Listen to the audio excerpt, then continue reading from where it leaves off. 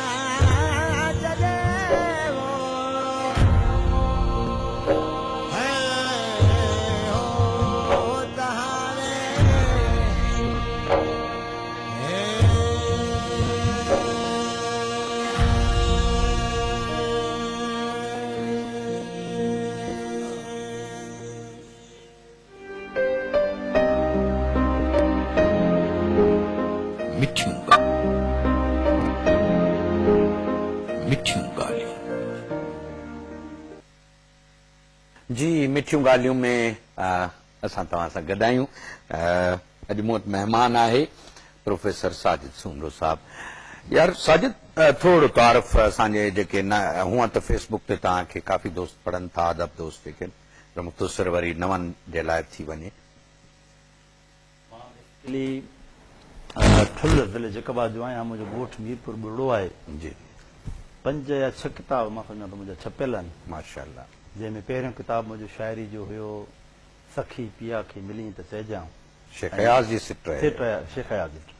मूं इन करे शेख अयाज़ साहब खे इहो डेडिकेट या उनखे मान ॾिनो त हुन पंहिंजी शाइरी जा सभु किताब जा नाला लतीफ़ खां खयां ऐं असां वरी उनखे मान ॾिनोसीं। रिसेंटली मुंहिंजो किताब आयो आहे कुलियात ज़ेब। अच्छा। उस्ताद नवाब अली ज़ेब सुमरो जेको गुमनाम फ़लसफ़ी शाइर हो, तमामु वॾो शाइर पाए जो, 6 ॿोलियुनि में हुनजी शाइरी आहे। वाह वाह। उनजी सॼी उहा तहक़ीक़ छंड छाण मूं उहा कई आहे। मुंहिंजो 60 पेज जो तवील मुक़दमो बि आहे जेको ग़ालिब इक़बाल सां मूं हुनजो तक़ाबली जाइज़ो वरितो आहे। वाह वाह। तो उन खां अलावा मुंहिंजा सवें मज़मून ऐं आर्टिकल आहिनि, मकाला आहिनि। हींअर आउं लतीफ़ यूनिवर्सिटी में प्रोफेसर आहियां, असिस्टेंट प्रोफेसर। किथां कई एमए ऐं एम फिल मुंहिंजी लतीफ़ यूनिवर्सिटी में आहे। जी जी। पीएचडी मुंहिंजी हिन महिल सिंध यूनिवर्सिटी में आहे। अच्छा। ऐं उहा मौज़ू छा आहे पीएचडी जो? हा, मुंहिंजी पीएचडी जो मौज़ू आहे सिंधी अदब में नफ़्सियाती तनक़ीद। सिंधी अदब में नफ़्सियाती तनक़ीद। अच्छा, वाह साईं वाह, ज़बरदस्त। अच्छा साजिद, हाणे तव्हां खां इहो पुछणो हो पर उन खां अॻु में हिकिड़ो फ़क़ीर दोस्त आहे मुंहिंजो पुराणो हाई स्कूल जे ज़माने खां वठी, हुनजो ज़िक्र ज़रूरु कंदुसि। साईं अहमद अली शर झोल में। साईं अहमद अली वॾा कुर्ब, तव्हां सखी जामदातार ते वियो, असां फ़क़ीरनि जे लाइ दुआ घुरियो, असीं तव्हांजा थोराइता आहियूं। असांजो बि दुआऊं निशाल जिते बि हुजो, ख़ुशि हुजो, लख कुर्ब तव्हांजा। सो साजिद साईं, हाणे पुछणो इहो आहे त हाणोके दौर में अदब ख़ासि तौर ते दुनिया में ऐं बिलख़ुसूस पाण वटि हिते उनजो सफ़र किथे बीठो आहे, नसुर तोड़े नज़्म जो? बख़्शन साईं, अदब बुनियादी तौर ते हेगल जे इन जुमिले जी तोसी आहे, तारीख़ी जुमिले जी, त freedom is nothing itself without the proclaim of beingness. यानी ऐलान ज़ात खां सवाइ अख़्तियार ऐं आज़ादी कुझु बि न आहे। ही ऐलान ज़ात जो जेको सफ़र आहे, इहो वॾो इंसान जो दिलचस्प सफ़र आहे। यानी स्टोन एज खां वठी इंसान कीअं हलियो आहे, इब्तिदाई मादरी पिदरी समाज, उन खां पोइ ज़रई मुआशरा, ऐं ही सॼो सफ़र सनती मुआशरे ताईं। हाणे इन में जीअं जीअं माण्हू इर्तिका कंदो आयो आहे, तीअं तीअं हुनजी शऊरी सतह ऐं लेवल वधी आहे। जीअं जीअं हुनजे समाज जे अंदरि हुनजे इंफ्रास्ट्रक्चर, यानी हुनजे मोड ऑफ प्रोडक्शन, हुनजी समाजी बीहक सॼी तरक़ी कंदी आई आहे, तीअं तीअं हुनजो सुपर स्ट्रक्चर, छाकाणि हर समाजी शऊर डिपेंड कंदो आहे पंहिंजे इंफ्रास्ट्रक्चर ते। सही। सुपर स्ट्रक्चर समाजी शऊर आहे, जंहिंजूं 7 शिकिलियूं आहिनि। हीअ असां शुक्रगुज़ार आहियूं मार्क्सिज़म जा। मार्क्सिज़म जंहिं सोवियत यूनियन जे ॾींहंनि में वॾो कमु कयो, सियासी तौर ते उनजा पंहिंजा कहिड़ा बि पस मंज़र आहिनि, रीज़न आहिनि हुनजे नाकाम थियण जा, पर सोशल साइंस खे हुन जेको नए सिर जोड़े असांजे साम्हूं पेश कयो ऐं जेको हुन में तहक़ीक़ थी जेको कमु थियो, वॾो ग़ैर मामूली कमु आहे।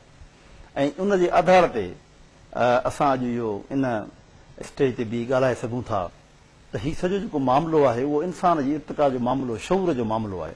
पोइ उते असांखे रशियन जेको आहे सो सोशल साइंटिस्टनि ॿुधायो त समाजी शऊर जूं 7 शिकिलियूं आहिनि। जी। उन्हनि 7 शिकिलियुनि में हिकिड़ी शिकिल जेका आहे सा उहा अदब ऐं फन जी बि आहे। जीअं जीअं समाज तरक़ी कंदो आहे, जीअं जीअं समाज में इर्तिका थींदी आहे, जीअं जीअं समाज जो मोड ऑफ प्रोडक्शन तरक़ी कंदो आहे, तीअं तीअं समाज जे अंदरि 7 ई शिकिलियूं तरक़ी कंदियूं आहिनि। ऐं उन्हनि में हिकिड़ो फन ऐं अदब जेको अचे थो उहो बि करे थो तरक़ी। ऐं उहो जमालियात जो सॼो शोबो आहे, छाकाणि त इज़हार ज़ात खां ऐलान ज़ात ताईं इंसान बेसिकली हिकु जुज़ जी हैसियत में, हिकु दाख़िलियत जे जुज़ जी हैसियत में पंहिंजे हिन सॼे मरूज़ी आउटडेयर, हिन सॼी काइनात, हिन सॼी फितरत खे हू पंहिंजे हवासनि जे ज़रिए रिसीव करे थो। छाकाणि त सॼी काइनात, सॼी फितरत उहा असां ते हर वक़्तु अमल करे थी, असर अंदाज़ थिए थी।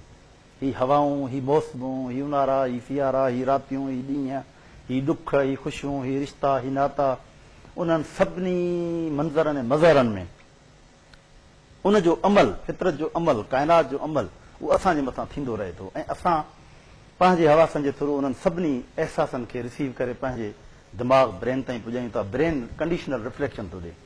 उहो जॾहिं अहसासनि ऐं जज़्बनि जो जेको कंडीशनल रिफ्लेक्शन आहे लिखत में अचे थो त असां हुनखे अदब था चऊं।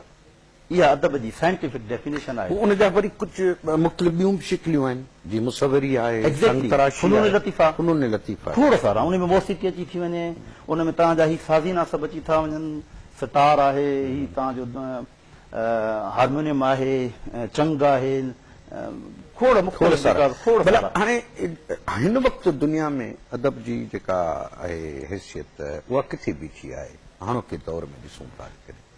बख्शम साईं, हालांकि अदब जा हिकिड़ा पंहिंजा मुहरकात बि हुआ, यानी समाज में तब्दीली जो वॾे में वॾो हिकिड़ो मुहरक जेको आहे सो अदब खे करार ॾिनो वियो।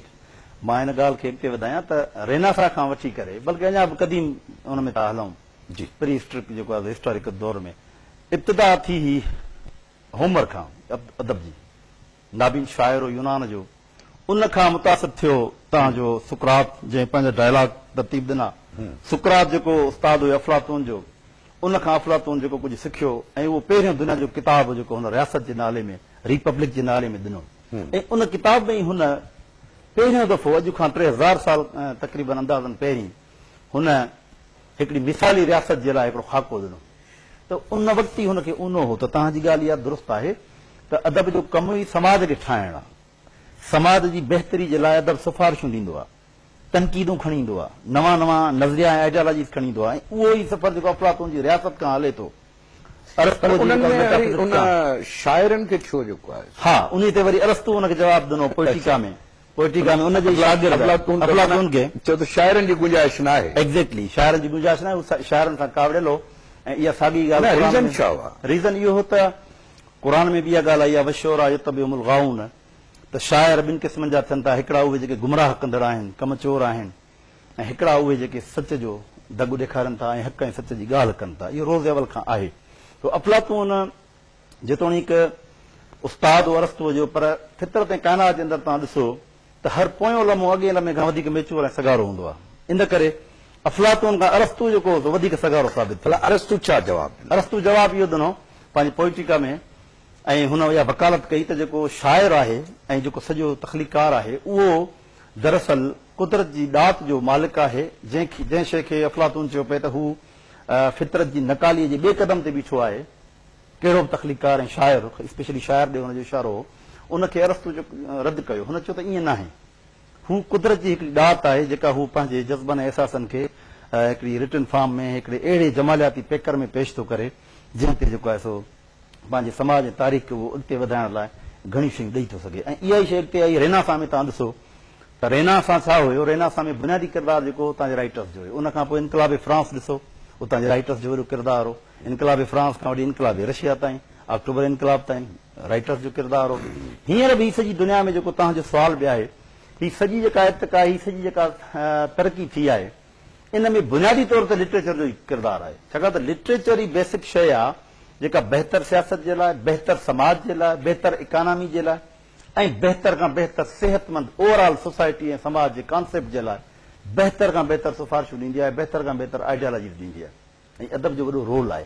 हाणे इहो वरी अलॻि मामिलो आहे त हिन वक़्त में ज़मान मकान जेको आहे सो जीअं जीअं असांजो पंहिंजो ज़मान मकान आहे, यूरोप जो पंहिंजो ज़मान मकान आहे, ज़मान त साॻियो आहे, मकान पंहिंजो आहे, त उन्हनि जूं हालतूं ॿियूं आहिनि। उते छा थो लिखिजे इहो वरी हिकिड़ो अलॻि मामिलो आहे। असांजूं हालतूं ॿियूं आहिनि, असां वटि छा थो लिखिजे ऐं असांजे वक़्त जी ऐं तारीख़ जी ज़रूरत कहिड़ी आहे, उते ॿियो मामिलो आहे। असां वटि क़ौमी तदाद आहे, किथे तबक़ाती तदाद आहे, किथे ॿई तदाद कोन्हनि, किथे मुर्गो जेको आहे सो उहो ऑटोमाइज़ेशन जे दौर में दाख़िल थियण वारा आहिनि, किथे जेको आहे सो अञा ताईं अॼु बि दुनिया में मुंहिंजे ख़्याल में 2-4 मुल्क अहिड़ा रहिया आहिनि जेके जिथे सोशलिज़म आहे त उन्हनि जा वरी जेको आहे सो मसाइला आहे, उनजी हिकिड़ी डायनामिक्स बि आहे, उनजी हिकिड़ी हक़ीक़त ऐं सचाई बि आहे।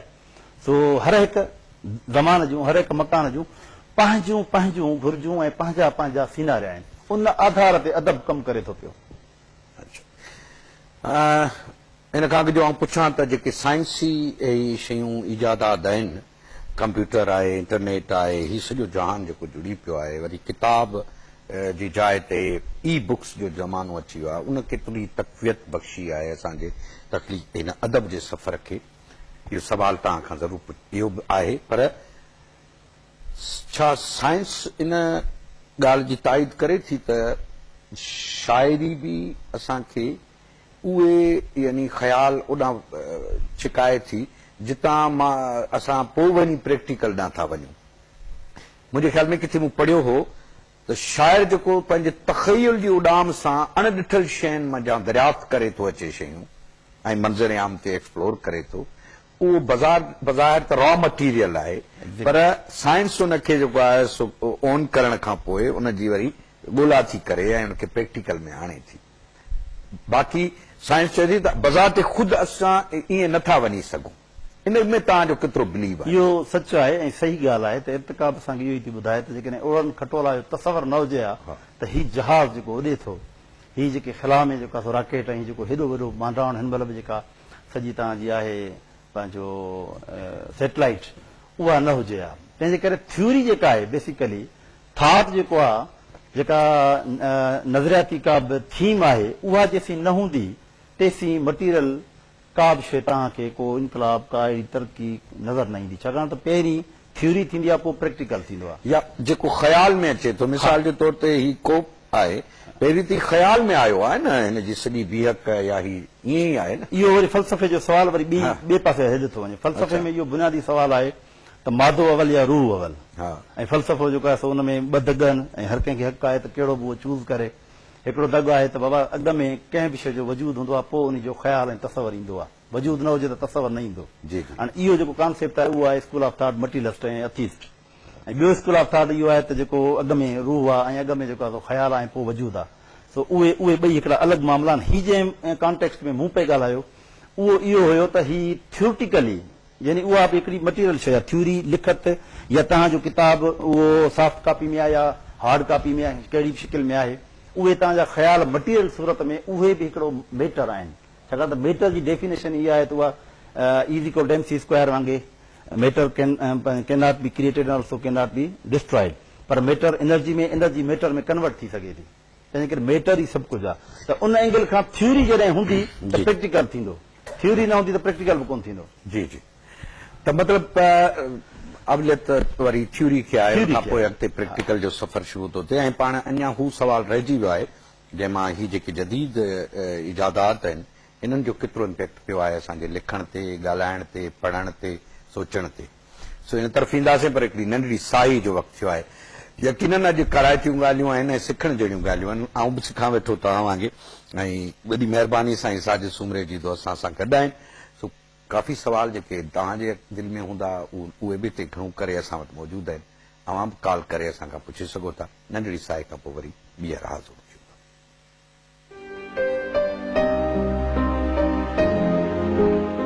मिठियूं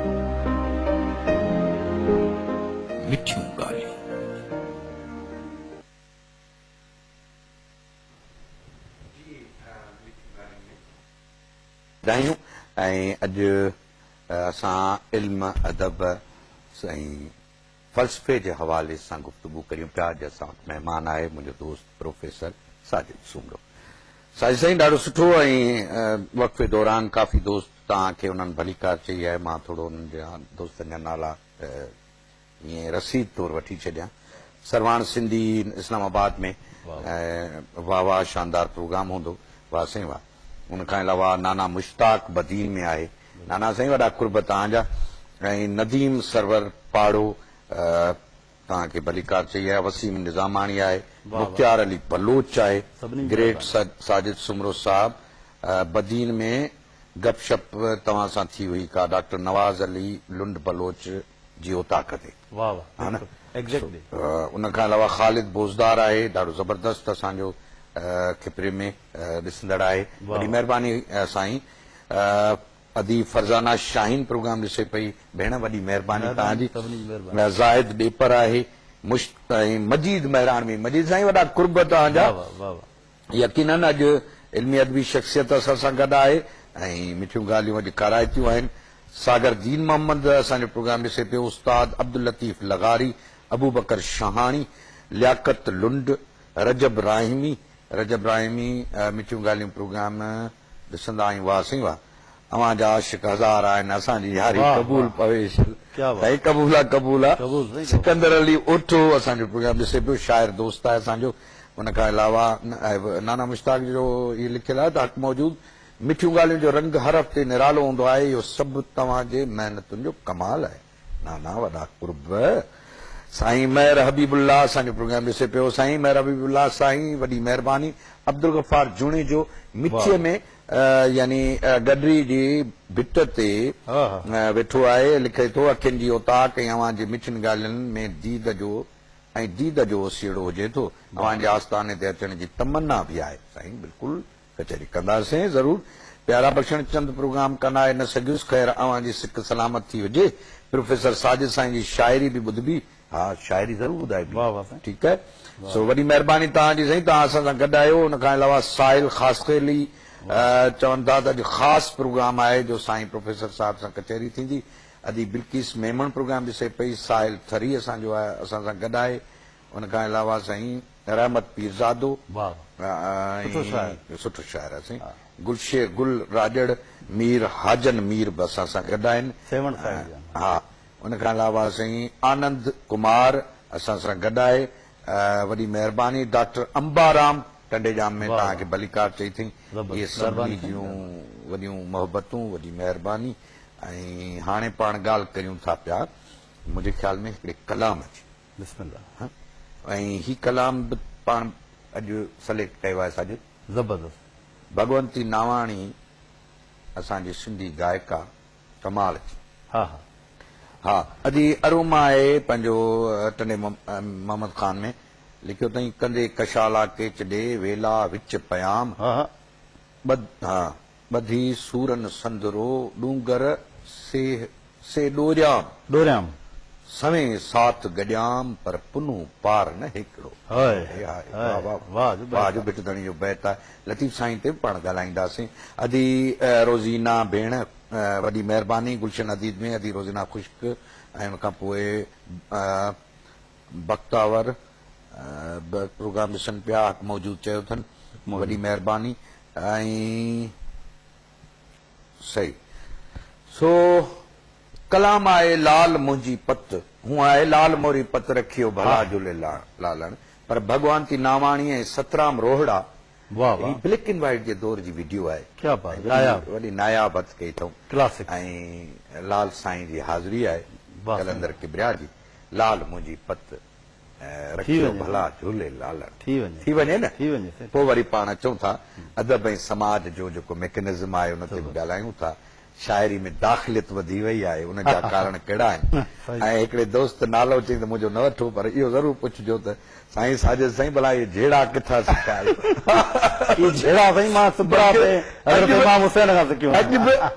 हक़ जे पासे ऐं अॼु बि जेको आहे सो तक़रीबन ज़रे ते जहिड़ा थींदे थींदे सो बहरहाल हलूं था लाल साईं जी नगरीअ ते भगवंती नावाणी ऐं सतराम रोहड़ा खां कलाम ॿुधूं ओ लालम जी पते रख जय भला झूलेलाल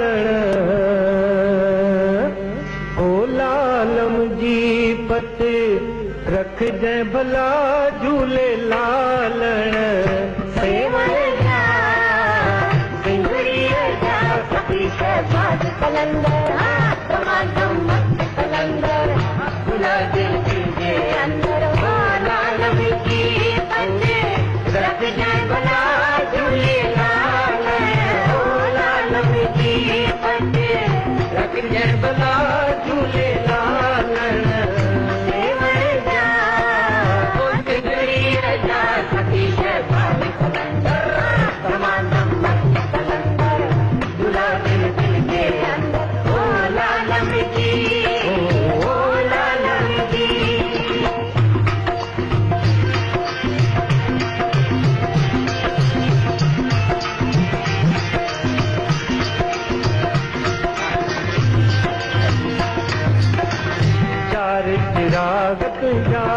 बरन हमेशा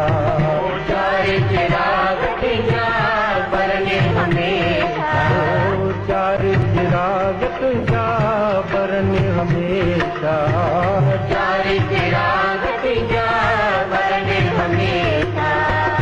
पंजुम ॿारिण आया भला झूलेलाल हो पंजुम ॿारिण आया भला झूलेलाल देवण जा सिंधड़ीअ जा सखी शहबाज कलंदर दमादम मस्त कलंदर दुल्हा दिल दिल जे अंदर हो लालम जी हो लालम जी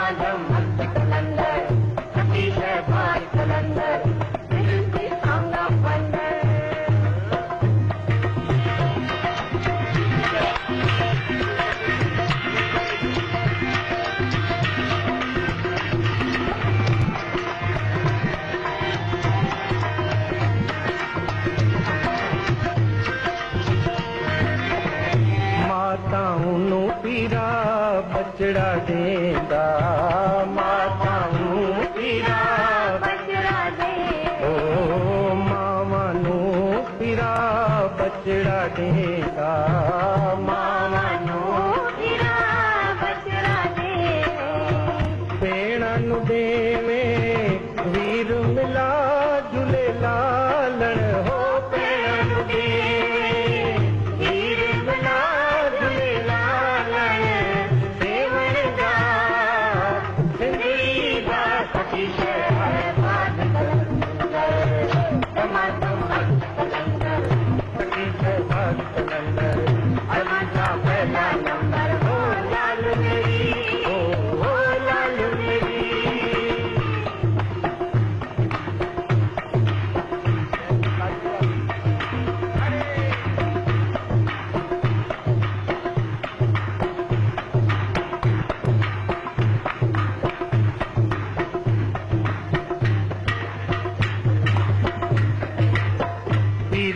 पीरम जा मीर अचु सीर में पीरन जा पीरम जा मीर अचु सीर ओ पीरन जा पीरम जा मीर अचु सीर में पीरन जा पीरम जा मीर अचु सीर में ओ नाले अलख जे बेड़ो पार लगाए झूलेलाल हो नाले अलख जे बेड़ो पार लगाए झूलेलाल